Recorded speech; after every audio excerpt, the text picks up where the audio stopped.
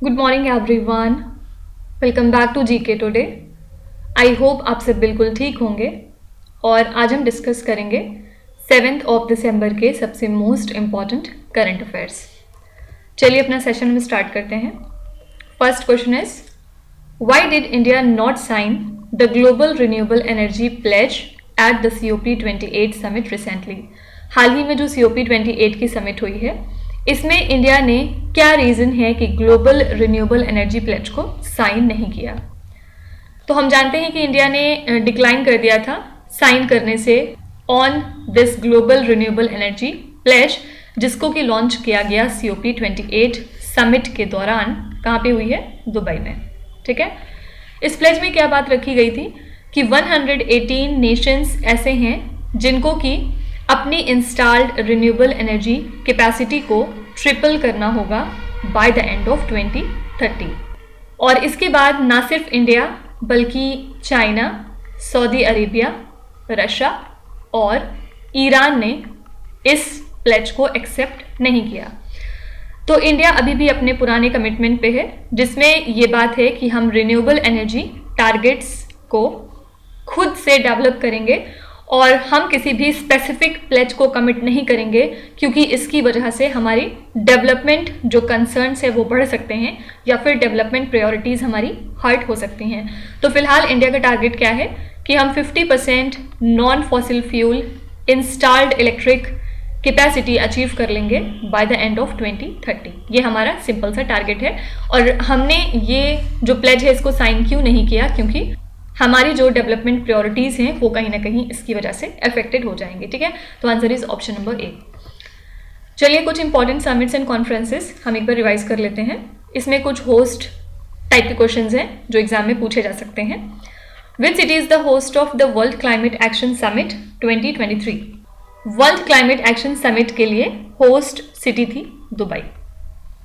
Which city is the host of 8th India water impact summit? जो 8वां addition है India water impact summit का, ये कहाँ पे हुआ है? आंसर है नई दिल्ली। विच country hosted the voice of the global south summit recently?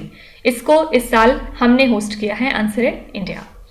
Which city hosted the joint summit of the Arab League and the Organisation of Islamic Cooperation? इन दोनों की जो ज्वाइंट समिट थी उसको होस्ट किया था रियाद ने। ठीक है।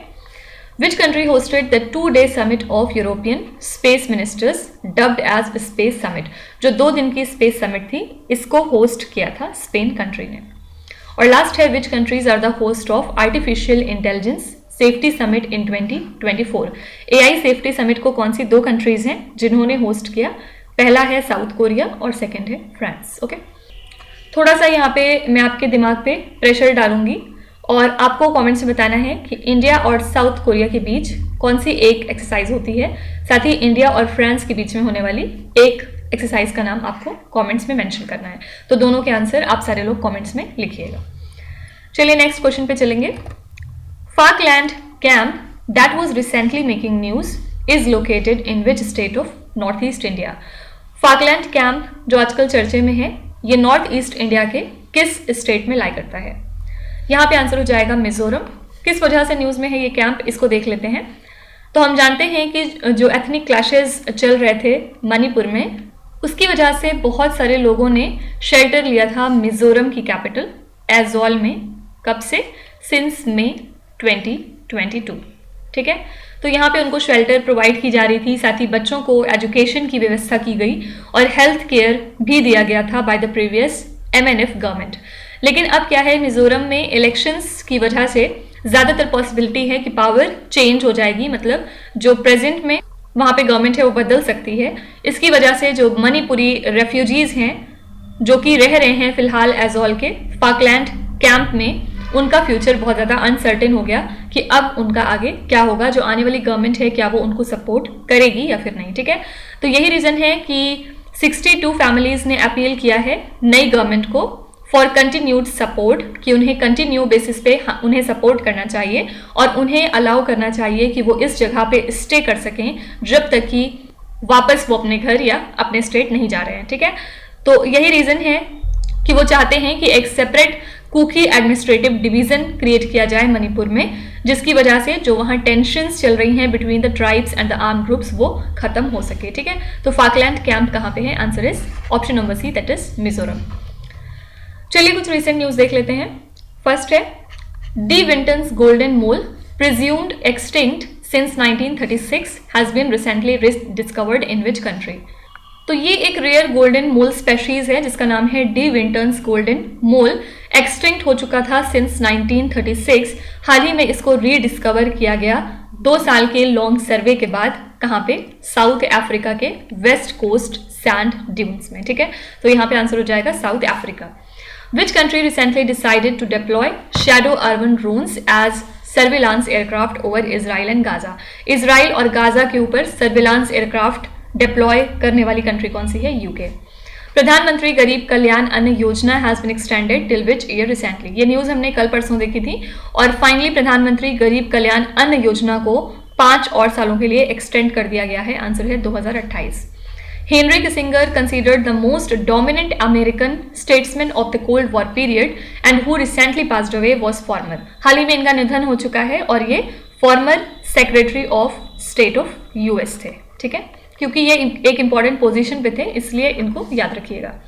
What name has been given to the moon of asteroid named as Dinkinesh, discovered recently by NASA's Lucy spacecraft? NASA का जो ल्यूसी स्पेसक्राफ्ट है उसने एक मून डिस्कवर कर लिया है एस्टेरॉइड दिनकीनेश के ऊपर और इसका नाम इन्होंने रखा है सलम, ठीक है।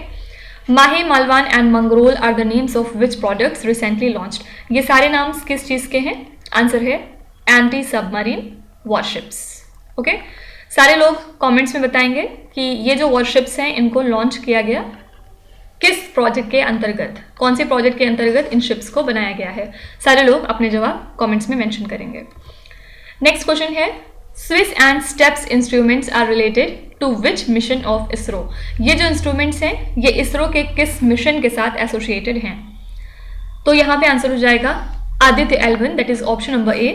क्योंकि इंडिया का जो आदित्य L1 सैटेलाइट है ये स्टार्ट कर चुका है डेटा को इकट्ठा करना और ये जो स्विस एंड स्टेप्स इंस्ट्रूमेंट्स लगे हुए थे Aditya solar wind particle experiment payload में, इन्होंने हाल ही में डिटेक्ट किया है प्रोटॉन्स को, साथ ही हीलियम आयंस को और एनर्जी हिस्टोग्राम्स को जो कि एग्जिबिट करते हैं सोलर विंड बिहेवियर फ्लक्चुएशंस को नियर सन अर्थ लैग्रेंज पॉइंट L1, ठीक है।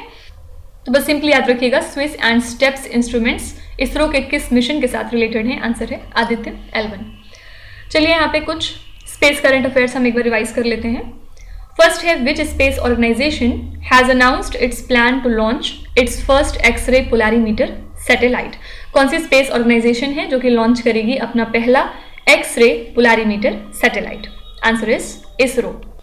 तो इंडिया के स्पेस रिसर्च ऑर्गेनाइजेशन ने अनाउंस किया है कि वो लॉन्च करने वाले हैं अपना पहला एक्सपोसैट जिसका एम होगा जो पोलराइजेशन है इंटेंस एक्सरे सोर्सेस का उनको इन्वेस्टिगेट करना और इस मिशन का ऑब्जेक्टिव है कि एक्सरे पोलराइजेशन को मेजर करना इन the energy band of 8 to 30 keV जो कि एमनेट होती हैं फ्रॉम एक्सरे सोर्सेज। साथ ही long term spectral and temporal studies conduct की जाएंगी कॉस्मिक एक्सरे सोर्सेज की in the energy band of 0.8 to 15 keV, ठीक है। तो मिशन लाइफ कितनी होगी इसकी? आंसर है 5 साल। AstroSat is a space telescope launch by which country?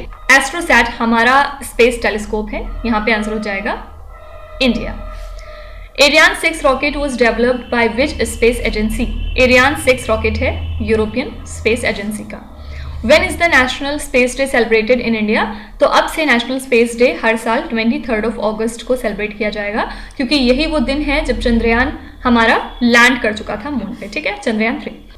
Next है Kulasekara Pattinam associated with ISRO's second space port is located in which Indian state? ये जो इसरो का सेकेंड स्पेस पोर्ट है ये इंडिया के कौन से स्टेट में लाई करता है? Answer is Tamil Nadu. Which countries space agency launch the OSIRIS REx space craft? ये स्पेस क्राफ्ट है यूएसए का। अगर यहाँ पे स्पेस एजेंसी पूछते तो आंसर हो जाता नासा, ओके। नेक्स्ट पे चलते हैं। Lula da Silva who is seeking OPEC plus membership for his country is the president of. Lula da Silva जो कि चाह रहे हैं कि उनकी कंट्री को ओपेक प्लस मेंबरशिप मिल जाए, ये कौन सी कंट्री के प्रेसिडेंट हैं? आंसर हो जाएगा यहाँ पे Brazil, option number B, Brazil के प्रेसिडेंट हैं ये।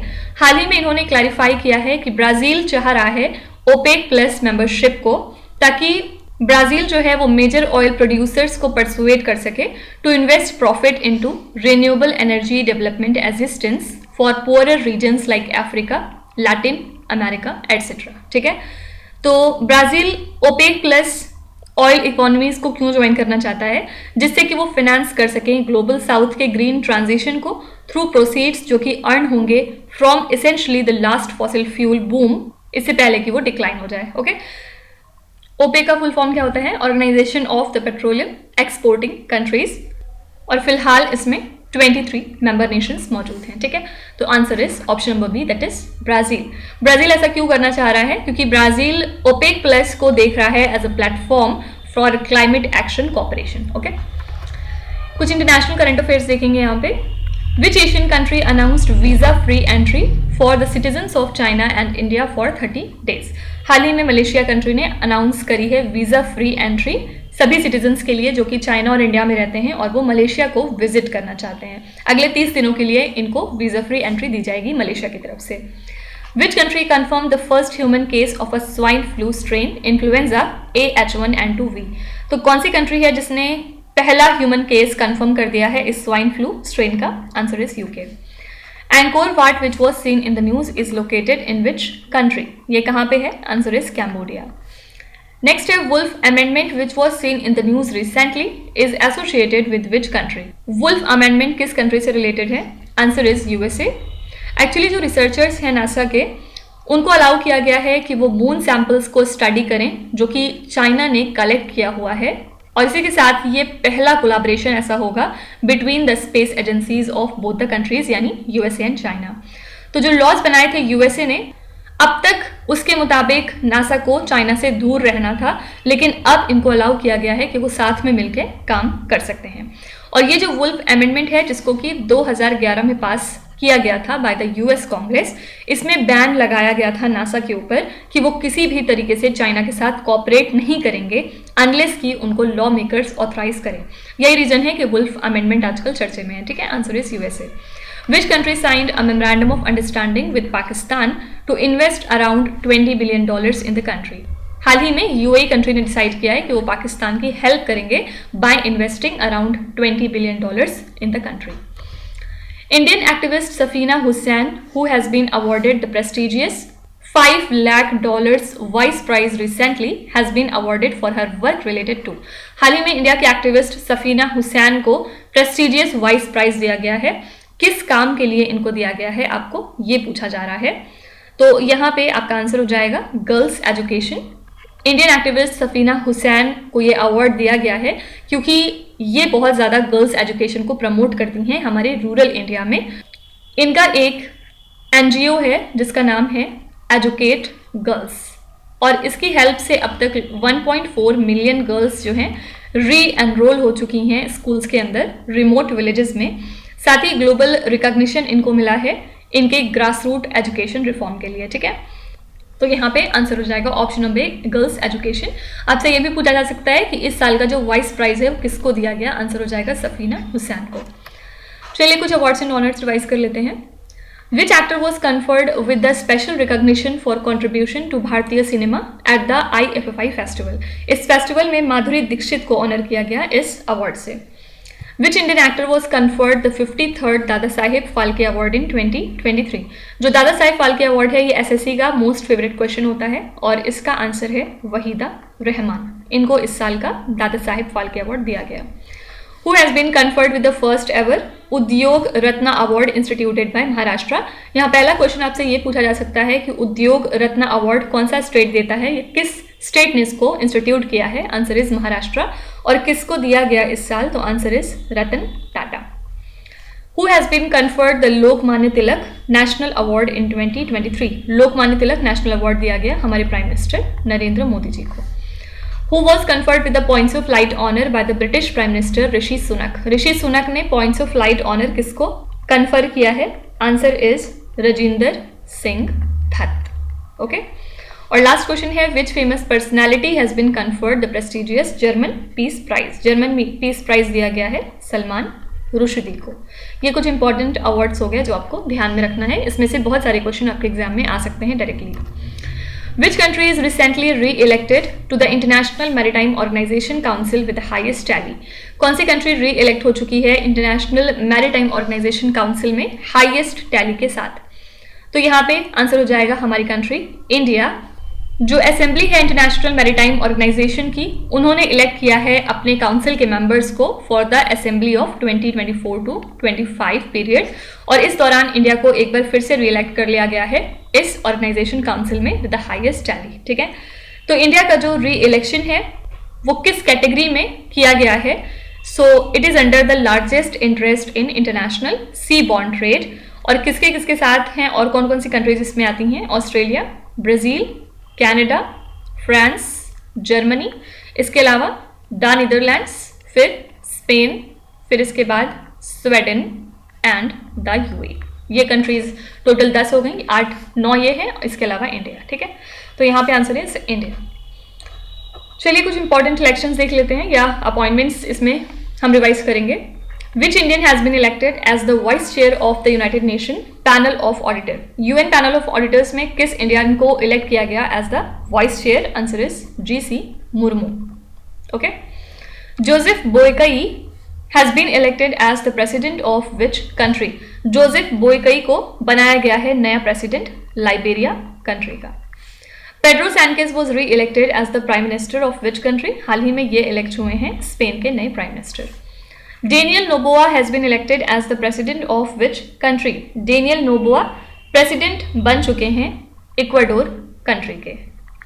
Christopher Luxon has been elected as the prime minister of which country? Christopher Luxon नए प्राइम मिनिस्टर हैं न्यूजीलैंड कंट्री के। Mohammad मोइजो was elected as the president of which country? Mohammad मोइजो नए president बन गए हैं मालदीव्स कंट्री के।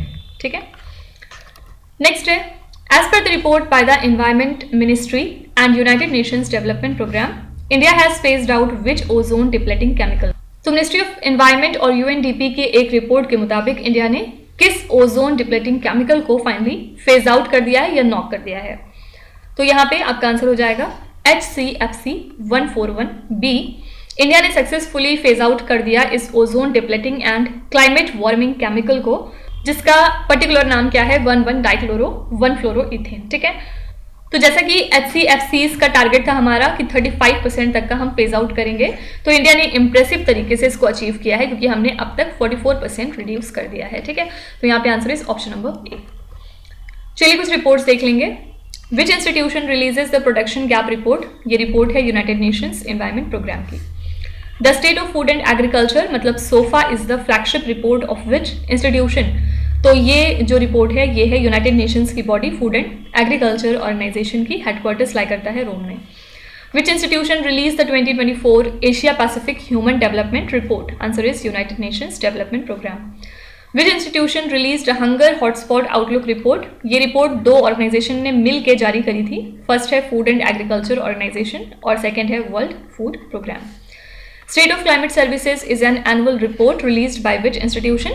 State of Climate Services report है World Meteorological Organization की। Which institution released the 2023 Adaptation Gap Report? ये रिपोर्ट है United Nations Environment Program की। ठीक है, नेक्स्ट है Which space organization has announced its plan to launch its first X-ray polarimeter satellite? कौन सा ऑर्गेनाइजेशन है, कौन सा स्पेस ऑर्गेनाइजेशन है जिसने अपना प्लान अनाउंस किया है कि वो लॉन्च करने वाले हैं अपना पहला एक्स-रे पोलारीमीटर सैटेलाइट? ये क्वेश्चन हम पीछे भी डिस्कस कर चुके हैं। यहाँ पे आंसर हो जाएगा इसरो, और इसका एम क्या होगा? जो पोलराइजेशन होता है इंटेंस एक्सरे सोर्सेज का, उनको इन्वेस्टिगेट करना। फाइन, चलिए कुछ सैटेलाइट करंट अफेयर्स देख लेंगे। विच कंट्री लॉन्च मैलिंगयोंग-1 स्पाई सैटेलाइट? ये सैटेलाइट है नॉर्थ कोरिया का। Which is the first organization to be granted authorization to launch commercial satellite broadband services in the country? पहली ऑर्गेनाइजेशन कौन सी है जिसको ऑथराइज कर दिया गया है कि वो कमर्शियल सैटेलाइट ब्रॉडबैंड सर्विसेज को इंडिया के अंदर लॉन्च कर सकते हैं? Answer is OneWeb India। Nisar is the collaborative earth observing radar satellite between. Nisar कौन से दो कंट्रीज के बीच का प्रोजेक्ट है? India and USA. यहाँ पे स्पेस एजेंसीज की बात हो रही है, तो आंसर हो जाएगा NASA and ISRO. Which company launch India's inaugural satellite based gigabit broadband service. कौन सी कंपनी है जिसने लॉन्च किया इंडिया का सबसे पहला satellite based gigabit broadband service? Answer is Reliance Jio Infocomm. Okay. Which institution launch Noor 3 imaging satellite into orbit. Noor 3 को launch किया है ईरान कंट्री ने। Which country has launched successfully its first communication satellite, जिसका नाम है लिंगजी 03। यहाँ पे आंसर है चाइना। चाइना ने अपना पहला कम्युनिकेशन सैटेलाइट लॉन्च कर दिया है और इसका नाम इन्होंने रखा है लिंगजी 03। Where was the 5th edition of Global Ayurveda Festival held in 2023? जो 5वां एडिशन है ग्लोबल आयुर्वेदा फेस्टिवल का, ये हाल ही में कहाँ पे कंडक्ट किया गया? Answer is Thiruvananthapuram. और हमारे वाइस प्रेसिडेंट जगदीप धनकर ने इसको इनॉग्रेट किया है तिरुवनंतपुरम में। तो जो ग्लोबल आयुर्वेदा फेस्टिवल है इसको हमने सेलिब्रेट किया है under the theme emerging challenges in health care and a resurgent Ayurveda. Okay. कब से कब तक हुआ था? 1 से लेके 5 दिसंबर तक। Answer is Thiruvananthapuram. चलिए कुछ इंपॉर्टेंट इवेंट्स देख लेते हैं जो आजकल हुए हैं। फर्स्ट है, which state is the host of 11th edition of international tourism mart. International tourism mart का जो 11वां नंबर का एडिशन है इसके लिए होस्ट स्टेट है Meghalaya. Which country hosted the 7th edition of joint military exercise, जिसका नाम है काज इंद। काज इंद जो है किसने होस्ट किया है? Answer is Kazakhstan. और काज इंद इंडिया और कजाकिस्तान के बीच में होने वाली एक्सरसाइज का नाम है। Which country hosted the 3rd edition of North East India festival. जो 3rd एडिशन था नॉर्थ ईस्ट इंडिया फेस्टिवल का, इसको होस्ट किया है वियतनाम कंट्री ने। Which country hosted the 7th edition of future investment initiative in 2023? Answer is Saudi Arabia. The 2023 edition of Chakravat 2023 exercise is being hosted by the Indian Navy at which Indian state or the Union Territory? चक्रवात exercise को host किया Indian navy ने Goa state में। 16th edition of International Cyber Security and Policing Conference, जिसका नाम है cocoon, was hosted by which Indian state? तो ये जो 16वां एडिशन था कोकून का, इसको होस्ट किया गया केरला में। ठीक है। लास्ट क्वेश्चन पे चलेंगे। Cab aggregator Uber announced the launch of its global flagship electric vehicle service, जिसका नाम है उबर green, in which Indian city? तो उबर ने हाल ही में अपना global flagship electric vehicle service Uber green को कौन सी सिटी में लॉन्च कर दिया है? तो इन्होंने अपना ये जो इलेक्ट्रिक व्हीकल सर्विस है उबर ग्रीन, इसको स्टार्ट किया है बेंगलुरु सिटी में जो कि कर्नाटका में है। और इसके थ्रू अलाउ किया जाएगा रेजिडेंट्स को कि वो सस्टेनेबल इको फ्रेंडली राइड्स को बुक कर सकते हैं ऑन द एप्लीकेशन, और राइडर्स उन्हें पिक करेंगे जिसके बाद वो एक क्लीन इलेक्ट्रिक व्हीकल से ट्रेवल कर सकते हैं। ठीक है। तो आंसर इज बेंगलुरु सिटी। चलिए लास्ट में हम कुछ इंपॉर्टेंट सिटीज एक बार रिवाइज कर लेते हैं। As per the recently announced road map, by which year there will be a mandatory 5% blending of compressed biogas in city gas distribution. तो हाल ही में जो एक रोड मैप तैयार किया गया है उसके मुताबिक जो मैंडेटरी 5% ब्लेंडिंग है सीबीजी की इन सिटी गैस डिस्ट्रीब्यूशन, ये कब तक हो जाएगा? Answer is 2029। ठीक है। तो ये रोड मैप तैयार किसने किया? नेशनल बायोफ्यूल कोऑर्डिनेशन कमेटी ने। इसमें इन्होंने अपना फेज्ड प्लान तैयार किया हुआ है कि किस तरह से हमें ब्लेंडिंग को मैंडेट करना होगा कॉम्प्रेस्ड बायोगैस की into city gas distribution network across India. और इस रोड मैप में इन्होंने ये बताया है कि जो सीजीडी इंटिटीज हैं उन्हें ब्लेंडिंग को स्टार्ट करना होगा with compressed natural gas, transportation और पाइप नेचुरल गैस के लिए for household from the financial year 2025 to 26। और ये जो ब्लेंडिंग परसेंटेज होगा इनिशियली ये 1% होगा total CNG and PNG consumption का इन फाइनेंशियल ईयर 26, और लेटर ऑन हम इसको 3% करेंगे फाइनेंशियल ईयर 27 में, और उसके बाद 4% करेंगे फाइनेंशियल ईयर 28 में, और फाइनली 28 टू 29 मतलब 29 ऑनवर्ड्स ये जो ऑब्लिगेटरी सीबीजी ब्लेंडिंग परसेंटेज रहेगी ये 5% तक हो जाएगी of overall CNG and domestic PNG demand. ठीक है। तो आंसर हो जाएगा यहाँ पे 2029। What is near which city are the venue of biggest ever multilateral exercise Milan 2024 of Indian Navy? तो इंडियन नेवी कंडक्ट कर रही है अपना सबसे बड़ा मल्टीलेटरल एक्सरसाइज जिसका नाम है मिलन। कहाँ पे? विशाखापट्टनम में, जहाँ पे इनके एयरक्राफ्ट कैरियर्स डिप्लॉय किए जाएंगे। कौन कौन से? INS विक्रम आदित्य, और हमारी नई इंडिजिनस शिप INS विक्रांत। ठीक है, तो यहाँ पे आंसर हो जाएगा Visakhapatnam. The AIFF FIFA talent academy was inaugurated in which Indian city. ये जो टैलेंट एकेडमी है ये इनॉग्रेट की गई है भुवनेश्वर सिटी में। Which Indian city launch safe city command centre to curb the crimes against women? Answer is Bengaluru. South India's first biobank has been launched in which Indian city? South India का पहला biobank inaugurate हो चुका है Hyderabad city में। तो इसी के साथ हमने आज के सभी इंपॉर्टेंट करंट अफेयर्स को कवर कर लिया है।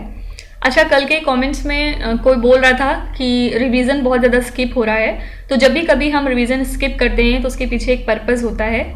मे बी हमें नंबर ऑफ क्वेश्चन ज़्यादा करने होते हैं या कुछ मिस्ड होता है जिसको कवर करने के लिए रिवीजन स्किप किया जाता है। अदरवाइज आपकी जो वीडियो की लेंथ है वो बहुत ही ज़्यादा लंबी हो जाएगी।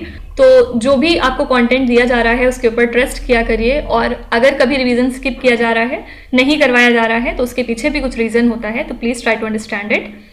हमारे पास टाइम बाउंडेशन होती है, टाइम लिमिट होती है। ऐसा नहीं है कि हम आपको 1 घंटे तक सिर्फ करंट अफेयर्स में ही मसरूफ रखें ताकि आप और सब्जेक्ट्स को अवॉइड करें, ऐसा नहीं है। सारे सब्जेक्ट्स को लेकर चलना होगा आपको।